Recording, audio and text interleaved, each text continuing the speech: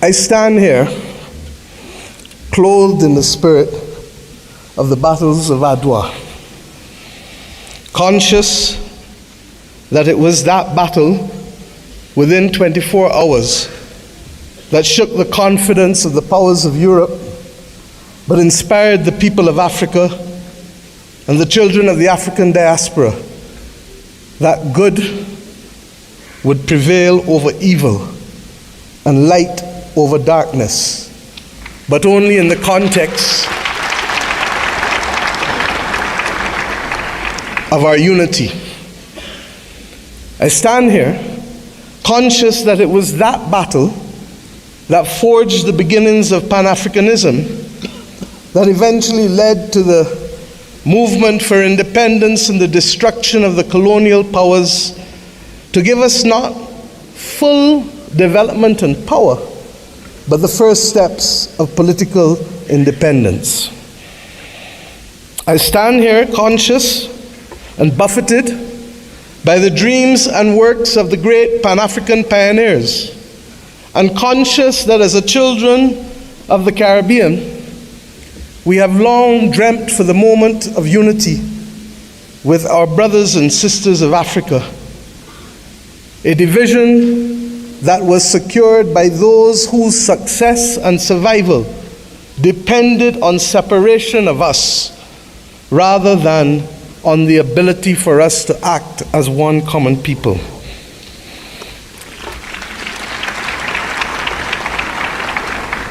Our relationship, you can say, was embryonic, but regrettably, as long as it has been and as related as we have been, it has been sporadic. And it is up to us as the children of independent states to determine whether the history of separation shall be our future or whether the spirit of Adwa can be our inspiration to confront the challenges of a new world.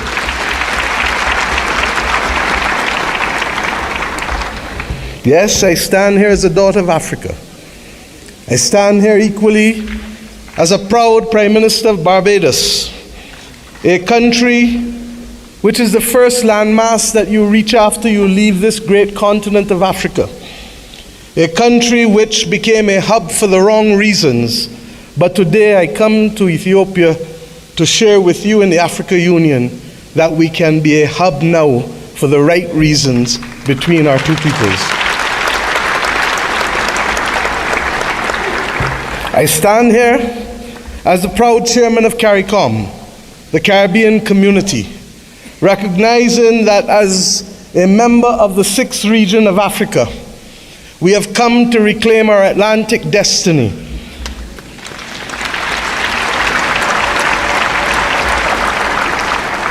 We have come to ensure that the very futures of our people are different and will not once again be determined by a middleman who will ensure that the Middle Passage is one that sees our people at the bottom of the ocean's floor of the Atlantic or in the fields of the plantations of the Caribbean, but instead that it will be a future that sees our people, hears our people, feels our people, and that will determine in future that it is we who shall forge the manner in which we cooperate, integrate, and invest, rather than simply being victims of a past history. I stand here equally as the chair of the V20, 70 countries across the world that are climate vulnerable, 40% of whom come from this great continent of Africa, recognizing that it is only through unity that we can confront the existential crisis of our generation, that of the climate crisis. The Secretary General of the United Nations has already laid out, ably so, many of the iniquities that we continue to face in spite of political independence. It was His Majesty Haile Selassie who popularized and told us that there shall be no first-class or second-class citizens, words popularized by Bob Marley, learned by all of our people without appropriately recognizing the context in which he spoke, and the mission which must be ours for generations until it is achieved.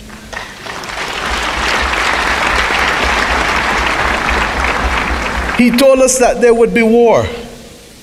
if there were first-class and second-class citizens. He told us that there would be war if the color of our skin was more significant than the color of our eyes. And we see here in the continent the continued descent into conflicts born out of ethnicity differences, born out of a mad grab for resources, not invariably for our own benefit, but for the benefit of others who seek to use our people as pawns in the determination of their own future. But we stand here as proud people, and we have enough among ourselves to know the difference between right and wrong, and to forge a future that is not for a few, but for the many. Indeed, as the world confronts the climate crisis, it is the poorest of the poor who remain the most vulnerable to floods and droughts and hurricanes. It is the poorest of the poor, and soon to be the middle of the middle, who will no longer be able to access insurance and therefore to be able to forge ahead with development if we do not make changes. We have examples of a partnership that have worked for us, not just from the spirit of Adwa and the conquest and the rise of the Pan-Africanist movement in our history,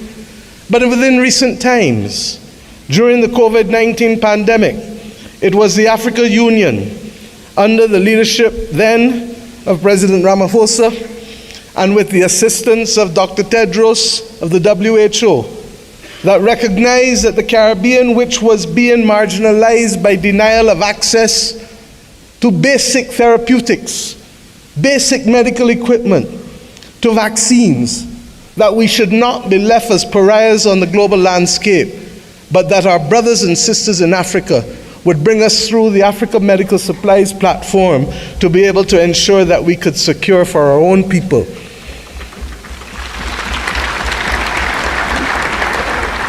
It was with the solidarity of many of you in the Africa Union that the Bridgetown Initiative has been able to take root and to make a case for a more modern and a fairer system that allows us to be able to access finance and to be able to put in place measures that allow us to be able to pause our repayment of debt during the period of necessity for rebuilding after horrific climatic events. We have seen how partnership helps us. We do not need any more evidence. What is required of us is to lead the way to peace, to prosperity, and to justice. And the reparations which we call for the international community to be able to recognize, first and foremost, with that which we ask from each of our children: say sorry. Say sorry, and mean it.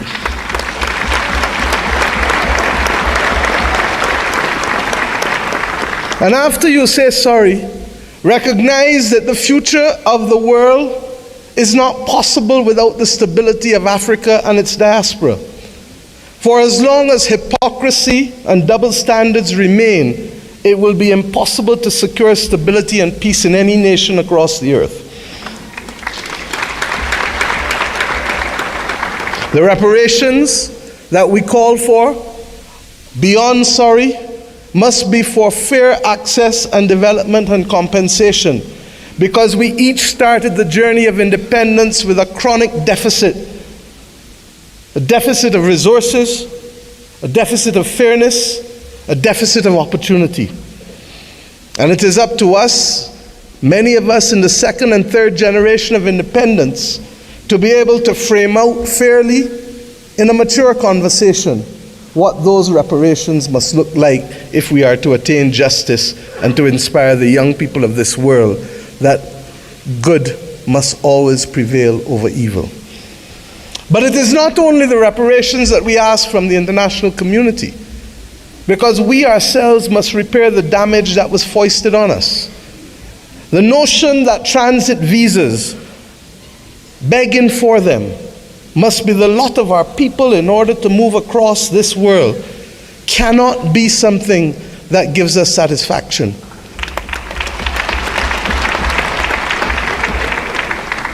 To go east and to go west, we are first forced to go north. It is not right. And it is not beyond the heads of government and heads of state, of the region, of the Caribbean community, and of the continent of Africa to determine that we must stop talking about, but simply do what is necessary to build the air bridges and sea bridges to guarantee that we control our destiny. I ask us to reflect on this because it is this simple act, apart from our music and our culture and our food, that will guarantee that it is not simply heads of government and heads of state that will meet in Accra or Bridgetown, but it is ordinary people who will be able to trade and to move from the closest point of Dakar to the closest point of Bridgetown, to be able to open up the opportunities that technically ought to be available not just simply through the Africa Free Trade Area or the CARICOM single market and economy, but through the combined opportunities provided by both. I ask us equally to recognize that in an era where AI is threatening to redefine what humanity can do and even if we can survive, that it is not ours to be the victims once again of technology as we were with gunpowder, but it is for us to help shape the future of the world, because more often than not it is Africa and its people who have brought the humanizing forces to bear on civilization. And if we are to be the cradle of civilization, then we are to be the protectors of people and planet, of humanity, as we go forward. And some watching on may say, how? And I say, how not? How not does a continent that has 40% of the world's minerals not be in charge of helping to secure the destiny and stability of the planet? How not does the numbers of our two communities, who constitute a third of the world's states, not act in singular purpose to forge the kind of world that we want and to be able to ensure that the institutions that deny access to us, to hear our voices as reflective of the continent and of the small island developing states of the world, how do we not secure that admission, which is not only just, but a moral imperative if the world is to have stability in this 21st century? My friends, I ask you, how do we not secure this victory when 1 in every 5 and possibly 1 in every 4 persons on the planet will come from this continent and its diaspora? Those who lead today have a moral imperative, not just to our citizens in our own countries, but above all else, to unity. The spirit of Adwa demands of us that we recognize that even in the face of the greatest technology being foisted upon us, that we can rise and win if we act in unity. This has been a message not given by our generation alone, but by previous generations of African and Caribbean leaders. But we ask ourselves, why does it elude us? And the answer comes not from outside, but only from within. When I speak of the USA with affection, I do not only want to speak of that which is known in the Americas. I want to speak about that which ought to have been possible if the 1884 Berlin talks did not take place. The possibility of the United States of Africa, which is as diverse as India, which is as diverse as China in terms of ethnicity and language and religion, but which is entirely possible if we see not ourselves first, but we see the unity of ourselves together. This may be the cry of a naive and romantic daughter of Africa. But if that is the case, I prefer to die being a naive and romantic daughter of Africa than one who is cynical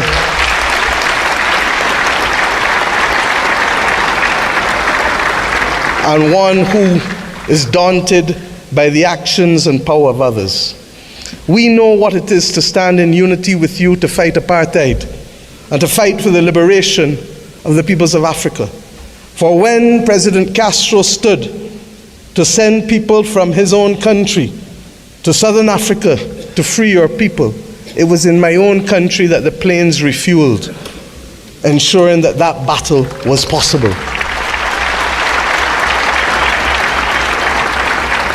And when 100 years ago, almost, a Barbadian man and woman left our nation and left the United States to come here, Arnold and Mignon Ford, he wrote the anthem and lyrics of the anthem of the United Negro Improvement Association, UNIA, and his wife dared to establish a co-educational school here in Ethiopia, ensuring that boys and girls could receive education in a time and at a time when war was dominating the global landscape.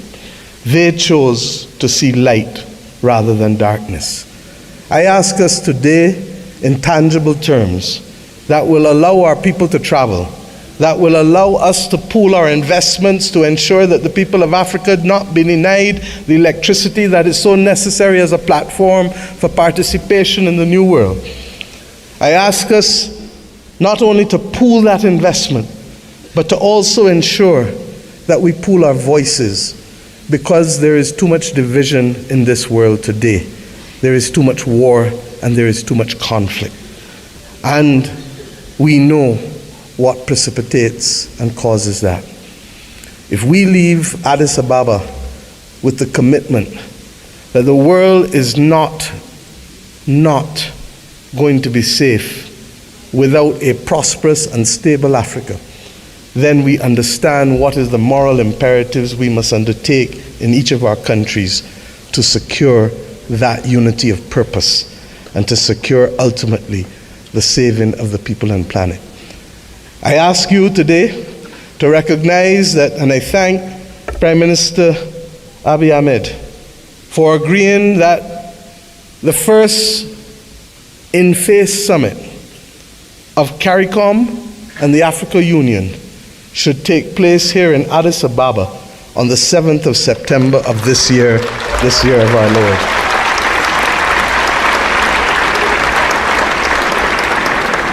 By that simple act, we build on the inaugural summit which took place virtually in 2021. But more importantly, we seek to regularize and to establish as a permanent point of interaction the unity of which I speak and call for. And I ask you as I leave this podium to recognize that we too in the Caribbean want to see you. Indeed, in my own country in Barbados, we will celebrate the Caribbean Festival of Arts, the 15th CariFesta, from August 22nd to August 31st. And we do so not only asking for those from Cuba and Bahamas in the north, to Venezuela, to Suriname, and Guyana in the south, to Belize in the west and the Eastern Caribbean to come together to express our commitment to each other creatively through food and fashion and music and dance and art and sculpture, and talk of philosophy, talk of religion, talk of who we are, talk of the future. I ask us to recognize that we celebrate this year our resilience, and that we do so not only asking the people of the Caribbean to come, but the people from whom we came here in Africa, in India, in China,